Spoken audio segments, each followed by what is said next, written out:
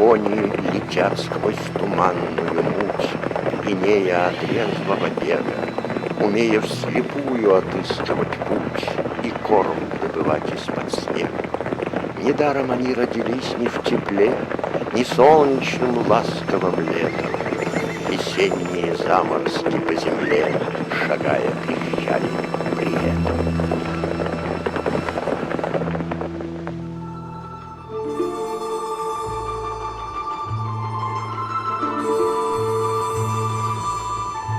Разведение лошадей является древнейшим занятием кочевых народов мира и исконно традиционным занятием народа Саха.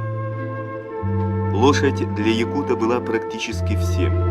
Отличаясь выносливостью и неприхотливостью к содержанию, якутская лошадь являлась не только незаменимым помощником в хозяйстве, но и средством передвижения, источником пищи и одежды.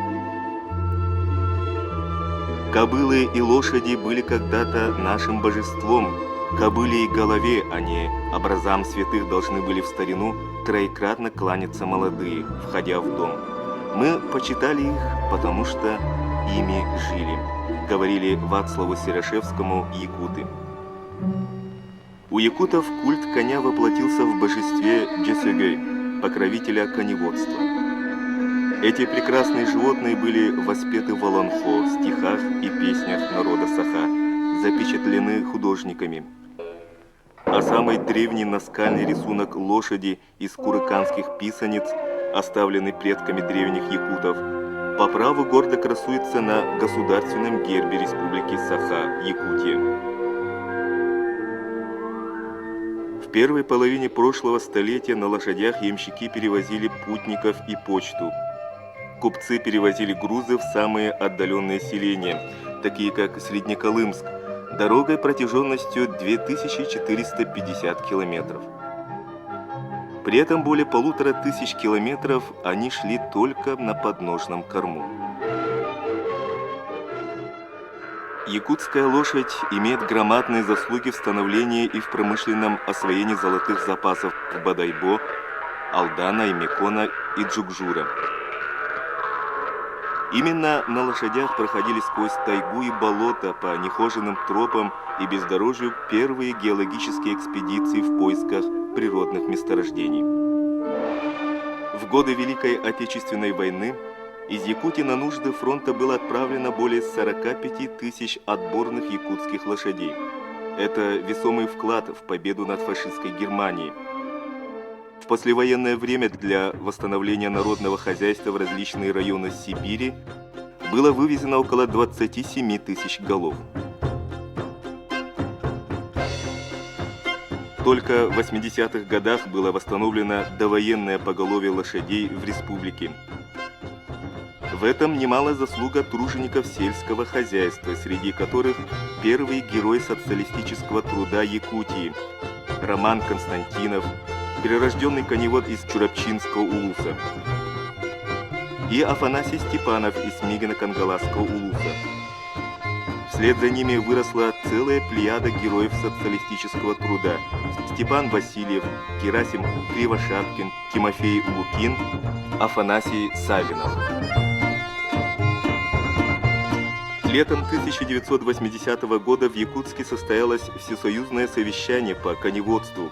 Из разных концов страны съехались сотни коневодов, чтобы перенять уникальный опыт своих якутских коллег. За последнее время в совхозах республики на одного работающего коневода было произведено до 60 центнеров конины в живом весе. Все эти успехи оказались возможны благодаря самоотверженному труду наших людей, среди которых выросли отличные мастера своего дела. Это лауреат Государственной премии Союза СССР за 1979 год, табунщик совхоза имени Карла Маркса Михаил Семенович Толстоухов. Кавалер ордена Трудового Красного Знамени, заслуженный работник народного хозяйства Якутской АССР Афанасий Иннокентьевич Артамонов. Это десятки других наших замечательных тружеников, сделавших коневодство рентабельной отраслью, которая помогает решать стоящие перед сельским хозяйством республики задачи.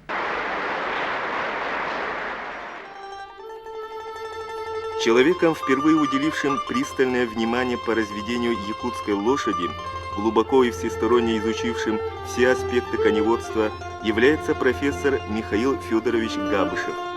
Благодаря его трудам были заложены научные основы организации труда в коневодстве, были изучены мясные и молочные качества якутской лошади. Якутская лошадь уникальна в своей адаптации к экстремальным условиям севера. Его телосложение меняется 2 раза в году. Зимой поверхность тела сокращается, а летом, наоборот, увеличивается. Сокращение поверхности тела достигается и за счет укорочения выступающих частей тела, ушей, ног и шеи.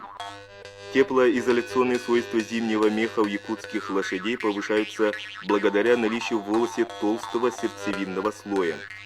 Этим самым вокруг тела животного создается неподвижный слой воздуха. Другим термоизолятором во время холодов служит подкожный жировой слой толщиной 2-3 см. Якутская лошадь обладает таким уникальным механизмом адаптации к холоду, как снижение частоты дыхания, уменьшение дыхательного объема и ускорение кровотока. Такие высокие приспособительные качества якутских лошадей обуславливают сравнительно высокие воспроизводительные качества. Кобылы якутской лошади способны давать полноценное потомство до 20-летнего возраста.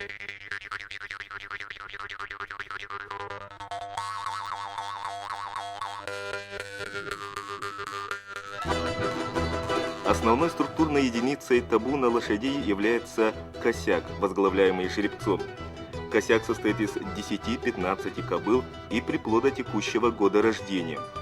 Разводятся лошади методом косячно-тебеневочного содержания, основанным на круглогодичном использовании естественных пастбищных угодий.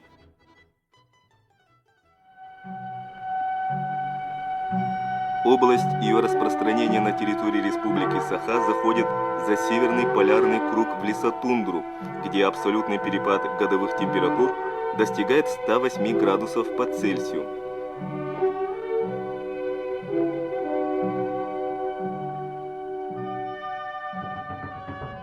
В 1987 году приказом Госагропрома СССР якутская лошадь утверждена как самостоятельная порода. Оригинатором якутской породы лошадей является Якутский научно-исследовательский институт сельского хозяйства Сибирского отделения Российской академии сельскохозяйственных наук. Под воздействием природно-климатических условий отдельных районов и в результате прилития крови других пород исторически сформировались локальные внутрипородные типы якутской лошади. Коренной тип – чистопородные якутские лошади – являются родоначальниками для всех других видов, мелкорослые, но сложены гармонично. Янские чистопородные якутские лошади разводятся по долинам рек Яна и Индигирка, отличаются крепкой конституцией, большой нажировочной способностью за короткое лето и осень. Колымские чистопородные якутские лошади разводятся по долинам рек Колыма и Алазея, но более массивные и крупные. Мегежекский – это самый крупный тип якутской лошади, выведен путем прилития крови кузнецких лошадей. Укрупненный – получен в результате прилития крови заводских пород, орловских рысаков и русских тяжеловозов. Характерной особенностью является удлиненность их корпуса, имеют сравнительно высокую холку, по промерам и живой массе превосходят коренной тип.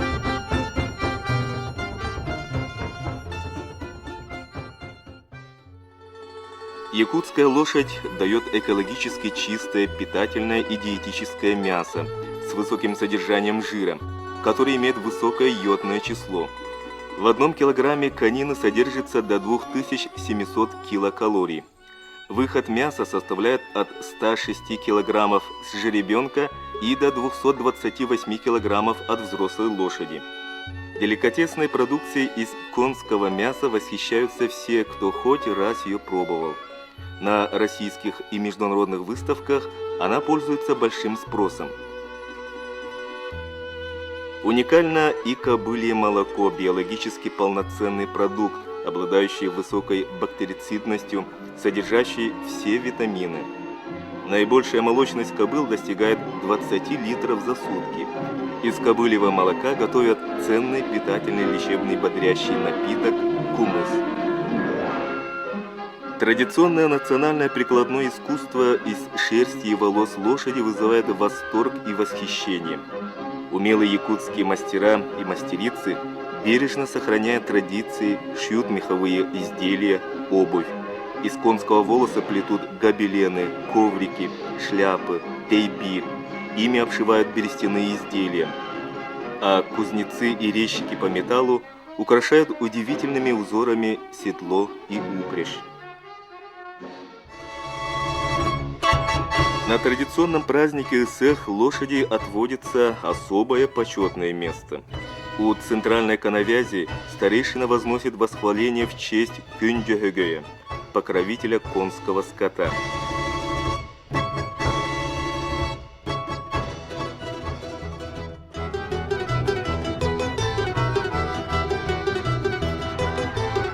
Кульминацией праздника являются конные скачки. Затем традиционный круговой хороводный танец осохай вокруг ритуальных коновязей. Ныне в Якутии сосредоточен 91% всего конного поголовья Дальневосточного федерального округа. Ежегодно поголовье лошадей растет благодаря принятым мерам со стороны руководства республики. Так, в 1998 году принят закон о табунном коневодстве. Утверждены две программы: республиканская целевая программа развития табунного коневодства на период до 2005 года и президентская программа социально-экономического развития села Республики Саха-Якутия. В январе 2006 года на встрече с президентом Российской Федерации Владимиром Путиным президент республики Вячеслав Штуров внес предложение о поддержке северного домашнего оленеводства и табунного коневодства, являющимся ведущими отраслями животноводства республики, которое было поддержано президентом Российской Федерации. В числе важнейших задач подъем агрокомплекса Якутии. Потенциал региона в этой отрасли очевиден. Достаточно сказать, что по продукции сельского хозяйства на душу населения Якутия занимает сегодня второе место по Дальневосточному округу. Укрепление базы крестьянских и фермерских хозяйств позволит снизить зависимость от внешних поставок. Значительные перспективы здесь открываются в связи с реализацией приоритетного национального проекта развития АПК. Подъем сельского хозяйства имеет не только экономическое значение. Более трети населения Якутии живет в сельской местности. И успехи в АПК прямо способствуют и сохранению привычного уклада сельских тружеников, и одновременно повышению уровня их жизни. Сегодня развитие табунного коневодства вошло в национальный приоритетный проект развития агропромышленного комплекса. Идет работа по развитию отрасли, развитию лизинга племенных лошадей. Как один из этапов выполнения поручения президента Российской Федерации Владимира Владимировича Путина по национальным проектам, в городе Якутске состоялась коллегия Министерства сельского хозяйства Российской Федерации. Мы надеемся, что первый международный конгресс по табунному коневодству объединит в 21 веке международный опыт по устойчивому развитию одного из древнейших занятий человечества – табунного коневодства. Лошадь у якутского народа всегда является символом богатства, мерилом достатка и благополучия. Пусть множатся табуны уникальных якутских лошадей, да покровительствует им Кюндюхэгöе.